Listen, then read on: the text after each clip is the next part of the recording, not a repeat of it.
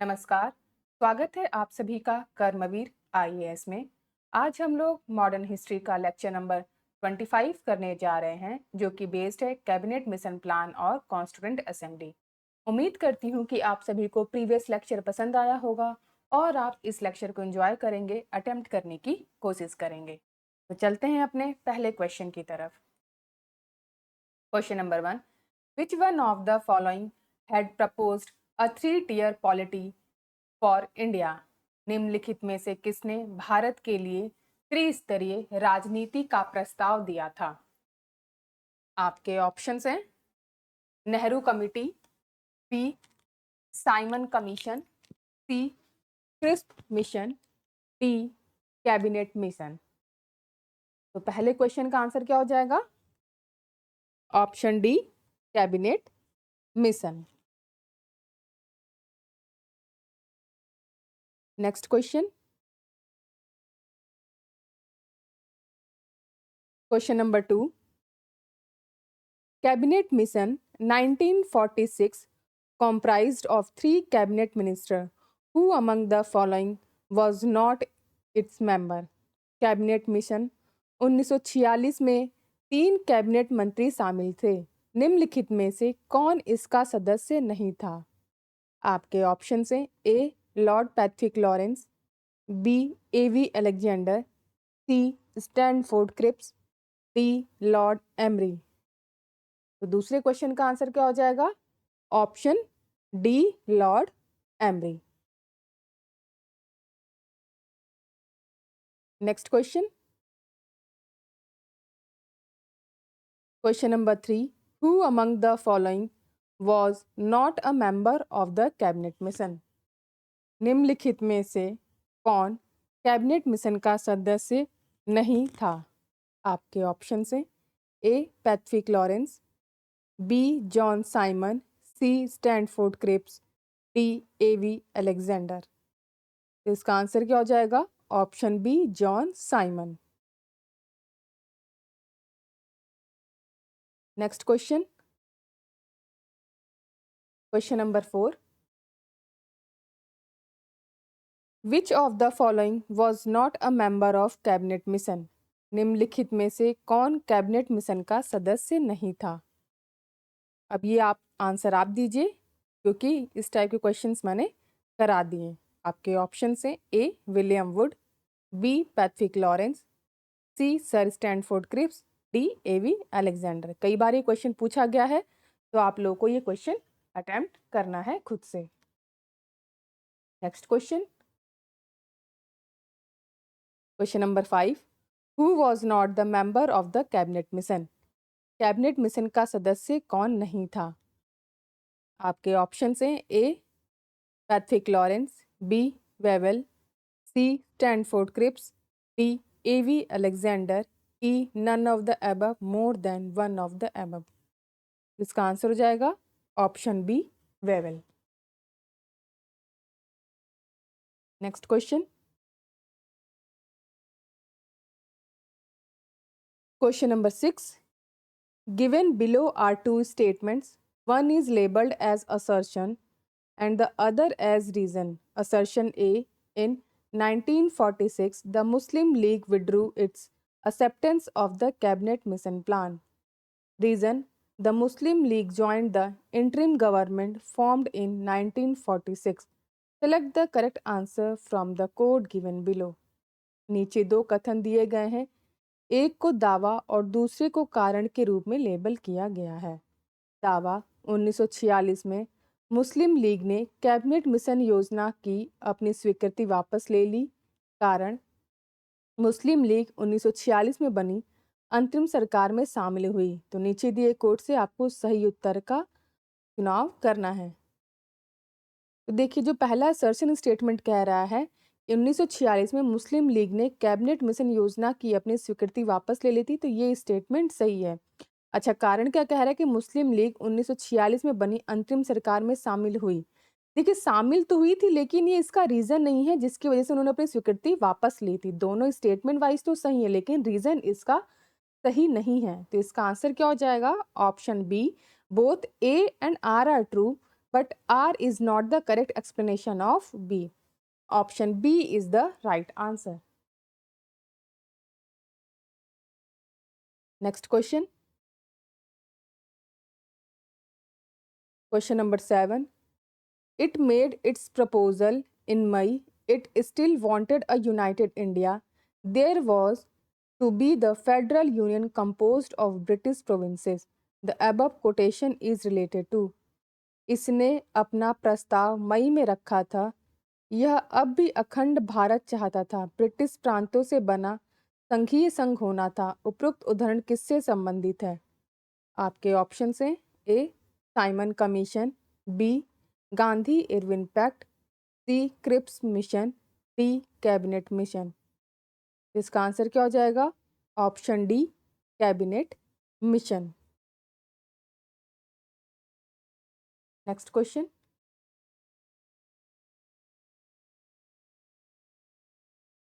Question number 8. Which one of the following is not correct about the cabinet mission plan? Cabinet mission योजना के बारे में निम्नलिखित में से कौन सा सही नहीं है? आपके ऑप्शन से provincial grouping, B interim cabinet of Indians, C acceptance of Pakistan, D constitution framing right. इसका आंसर क्या हो जाएगा? Option C acceptance of Pakistan, Pakistan की स्वीकृति। C is the right answer. Next question. Question number 9. Which one of the following suggested the reconstitution of the Viceroy's Executive Council in which all the portfolios including that of war members were to be held by the Indian leader? निम्नलिखित में से किसने viceroy की कार्यकारी परिषद के पुनर्गठन का सुझाव दिया जिसमें युद्ध सदस्यों सहित सभी विभाग भारतीय नेताओं के पास होने चाहिए? आपके ऑप्शन हैं A Simon Commission 1927, B Shimla conference 1945, C Cripps mission 1940, D cabinet mission 1946। इसका आंसर क्या हो जाएगा? Option D cabinet mission 1946। D is the right answer. Next question. Question number 10. With reference to the cabinet mission, which of the following statement are correct? First, it recommended a federal government. Second, it enlarged the power of the Indian courts. Third, it provided for more Indians in the ICS. Select the correct answer using the code given below. Cabinet mission के संदर्भ में निम्नलिखित में से कौन सा कथन सही है? पहला, इसने एक संघीय सरकार की सिफारिश की। दूसरा, इसने भारतीय न्यायालयों की शक्तियों को बढ़ाया। तीसरा, इसने आईसीएस में अधिक भारतीयों के लिए प्रावधान किया। तो नीचे दिए गए कोड का सही उत्तर आपको चुनना है कि कौन सा जो रिकमेंडेशन था वो कैबिनेट मिशन से रिलेटेड था। तो देखिए, जो पहला कह रहा है कि it recommended a federal government, ये स्टेटमेंट बिल्कुल सही है। दूसरा कह रहा है कि it enlarge the power of the Indian courts, ये गलत है। तीसरा कह रहा है कि it provided for more than Indians in the ICS, ये भी गलत है। तो उसमें सिर्फ पहला स्टेटमेंट सही है। तो इसका आंसर क्या हो जाएगा? Option A first only. A is the right answer. Next question. Question number 11.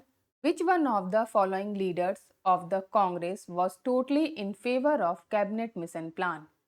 Congress का निम्नलिखित में से कौन सा नेता पूरी तरह से कैबिनेट मिशन योजना के पक्ष में था? आपके ऑप्शन हैं ए Mahatma Gandhi, B Jawaharlal Nehru, C Sardar Patel, D मौलाना अबुल कलाम आजाद। इसका आंसर हो जाएगा ऑप्शन ए Mahatma Gandhi. Next question. Question number 12.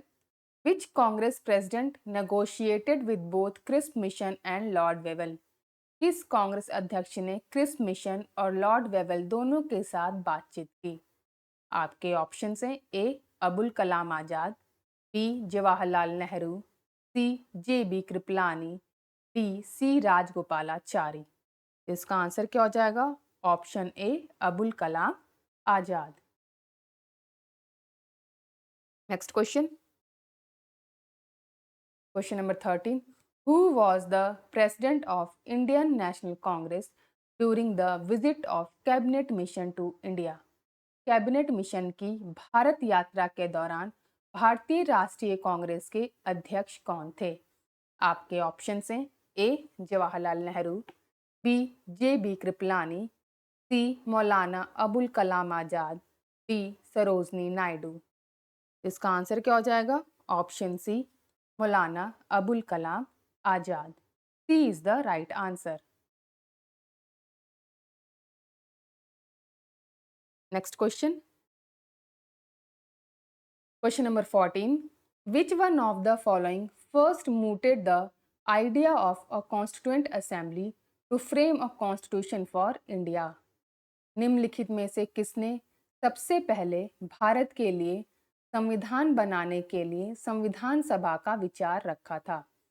आपके ऑप्शन हैं A Swaraj party in 1935, B Congress party in 1936, C Muslim League in 1942, D all parties conference in 1946। तो इसका आंसर क्या हो जाएगा? Option B Congress party in 1936। B is the right answer. Next question, question number 15, the constituent assembly that framed India's constitution was set up. Bharat का संविधान बनाने वाली संविधान सभा की स्थापना की गई थी? A under the Indian independence act, B under the government of India act 1935, C by the queen's proclamation, D under the cabinet mission plan. इसका आंसर हो जाएगा option D under the cabinet mission plan. Next question, question number 16, which one of the following gave the idea of constituent assembly for India? निम्नलिखित में से किसने भारत के लिए संविधान सभा का विचार दिया था? आपके ऑप्शन हैं A Simon Commission, B Rajaji formula, C cabinet mission plan, D Wavell plan. इसका आंसर हो जाएगा option C cabinet mission plan.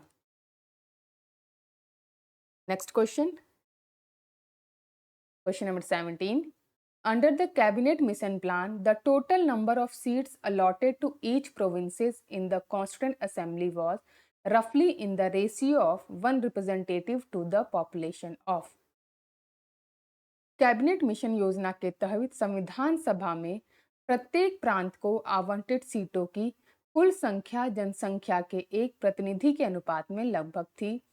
ए 8 lakh per person, B 10 lakh person, C 11 lakh person, D 12 lakh person. तो इसका आंसर क्या हो जाएगा? Option B 10 lakh person. Next question, question number 18, the first session of the constituent assembly was held on.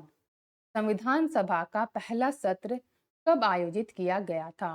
आपके option हैं 16 अगस्त 1947, B 26 January 1948, C 9 December 1946, D 26 November 1946।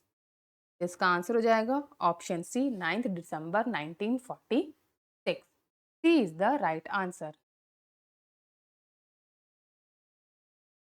Next question, question number 19, who among the following was the president of the Indian constituent assembly? निम्नलिखित में से कौन भारतीय संविधान सभा के अध्यक्ष थे? आपके ऑप्शन हैं A doctor Rajendra Prasad, B Pandit Jawaharlal Nehru, C Sardar Patel, D doctor BR Ambedkar. तो इसका आंसर हो जाएगा option A doctor Rajendra Prasad. Next question, question number 20, the first president of the sovereign constituent assembly for the dominion of India was. Bharat dominion के लिए संप्रभु संविधान सभा के पहले अध्यक्ष कौन थे? आपके ऑप्शन हैं ए सी Rajagopalachari, B Maulana Abul Kalam Azad, C Rajendra Prasad, D Sachchidananda Sinha. तो इसका आंसर क्या हो जाएगा? Option C Rajendra Prasad. Next question, question number 21, which one of the following statement is correct? निम्नलिखित में से कौन सा कथन सही है? A. The Constituent Assembly of India was elected by the Provincial Assemblies in the year 1946. Bharat की संविधान सभा का चुनाव वर्ष 1946 में प्रांतीय विधानसभाओं द्वारा किया गया था। B. Jawaharlal Nehru, Muhammad Ali Jinnah and Sardar Vallabhbhai Patel were member of the Constituent Assembly of India. Jawaharlal Nehru, M.A. जिन्ना और सरदार वल्लभ भाई पटेल भारत की संविधान सभा के सदस्य थे।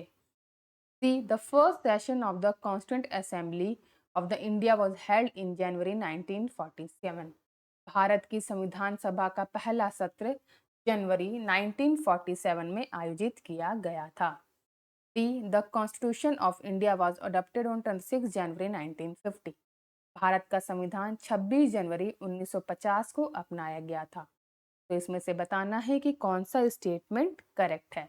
देखिए option A the constituent assembly of India was elected by the provincial assemblies in the year 1946, ये statement सही है। तो आंसर क्या हो जाएगा? Option A. Next question, question number 22, Sachchidananda Sinha was associated with. Sachchidananda Sinha किससे संबंधित थे? आपके ऑप्शन हैं A quit India movement, B Dandi march, C civil disobedience movement, D none of these. तो इसका आंसर क्या हो जाएगा? Option A quit India movement.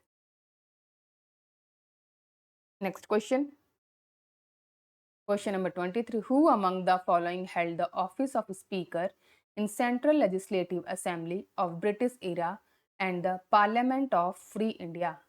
निम्नलिखित में से किसने ब्रिटिश काल की केंद्रीय विधानसभा और स्वतंत्र भारत की संसद में अध्यक्ष का पद संभाला था? आपके ऑप्शन हैं ए सर अब्दुल रहीम, बी जीवी मावलंकर, सी अनंत शयनम अयंगर, डी विट्ठल भाई पटेल। तो इसका आंसर हो जाएगा ऑप्शन बी जीवी Mavalankar. Next question, question number 24, who headed the interim cabinet formed in the year 1946? वर्ष 1946 में गठित अंतरिम मंत्रिमंडल का नेतृत्व किसने किया था? आपके ऑप्शन हैं A Rajendra Prasad, B Jawaharlal Nehru, C Sardar Vallabh Bhai Patel, D Rajagopalachari. इसका आंसर क्या हो जाएगा? Option B Jawaharlal Nehru. B is the right answer. Next question. Question number 25. In the leadership of Pandit Jawaharlal Nehru, interim government formed in. पंडित जवाहरलाल नेहरू के नेतृत्व में अंतरिम सरकार का गठन कब हुआ था?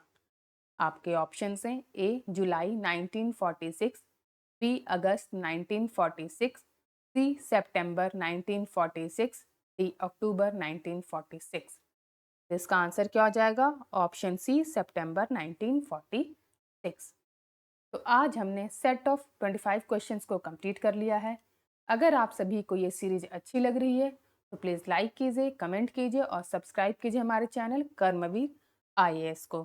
Thank you for watching. May the force be with you.